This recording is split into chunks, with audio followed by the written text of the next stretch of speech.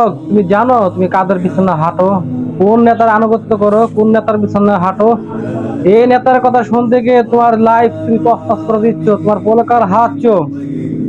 তুমি কারদের পিছনে হাঁটো? এই নেতাকে তোমাকে বলে কোনোদিন, হ্যাঁ যুবক, ঠিক মতো নামাজ পড়বা, মা বাবার সেবা করবা, ঠিক মতো পড়ালেখা করবা, কারো প্রতি জুলুম করবে না, সত্যের উপর থাকবা, হালাল পথে রীতি অনুসরণ করবা, সঠিকভাবে হালাত আদায় করবা, মানুষের সেবা করবা, মানুষকে কোনো দুঃখ কষ্ট দিবা না, তাদেরকে কখনো লাঞ্ছিত করবা না, মানুষকে ভালোবাসবা, মানুষদেরকে সেবা করবা।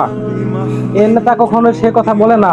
এই নেতা বলে নেতার স্বার্থের জন্য, নেতার ক্ষমতা টিকিয়ে রাখার জন্য তোমাকে ব্যবহার করে, তোমাকে লাঠিয়াল হিসেবে ব্যবহার করে, তোমাকে হাতিয়ার হিসেবে ব্যবহার করে।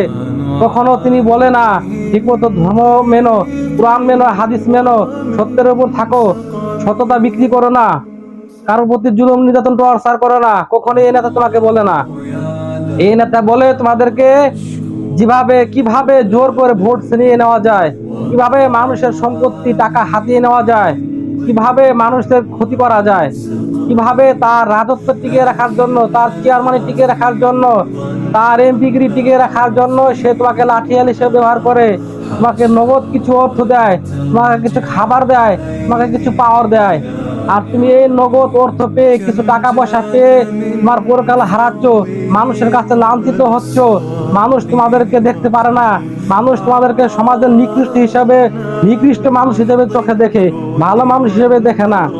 কখনোই না, এখনো সময় আছে, প্রাণের পথে ফিরে এসো, সত্যের পথে ফিরে এসো, হকের পথে ফিরে এসো। তোমরা ঠিক মতো ভালোভাবে পড়াশোনা করো, কোরআন মেনে চলো, ভালো রেজাল্ট করো, মানুষের সেবা করো, মানুষদেরকে কখনোই কষ্ট দিও না, মানুষদেরকে কখনোই অন্যায় ভাবে কারো সম্পত্তি, কারো দোকান, কারো টাকা অর্থ লুট করো না।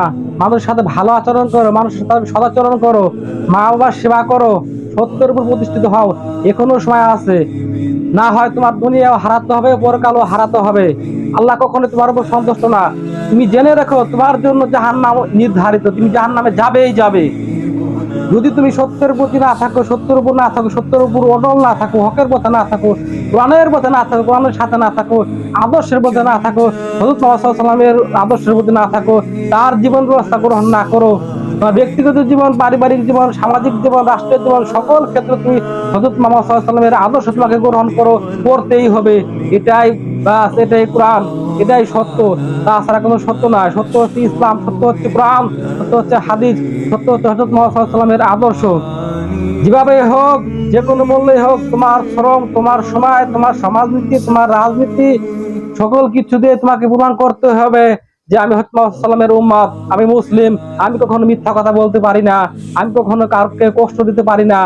আমার কাজ হলো মানুষের সেবা করা, মানুষদেরকে সত্যের কথা আহ্বান করা, সত্য যেভাবে প্রতিষ্ঠিত হয়, সত্য যেভাবে উন্মোচন হয়, সত্য যেভাবে মানুষ মানুষ ফেসিলিটি পায়, মানুষের সুযোগ সুবিধা ভোগ করতে পারে, ইসলামী আদর্শ গ্রহণ করতে হবে, সে কাজ করতেই হবে। যেভাবে কোরআনকে বিজয় করা যায়, কোরআনের আদর্শ গ্রহণ করা যায়, কোরআনকে ক্ষমতায় নেওয়া যায়, সে চেষ্টা তোমাকে করতেই হবে। এটাই হচ্ছে ইসলাম, এটাই হচ্ছে সত্য।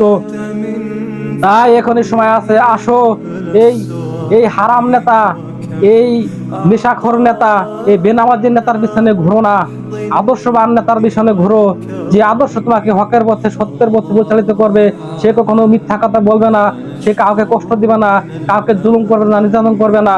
তাই সেই নেতার পিছনে হাঁটো, সেই নেতার আনুগত্য করো, আল্লাহ তাআলার আনুগত্য করো, রাসূল সাল্লাল্লাহু আলাইহি ওয়াসাল্লামের আনুগত্য করো।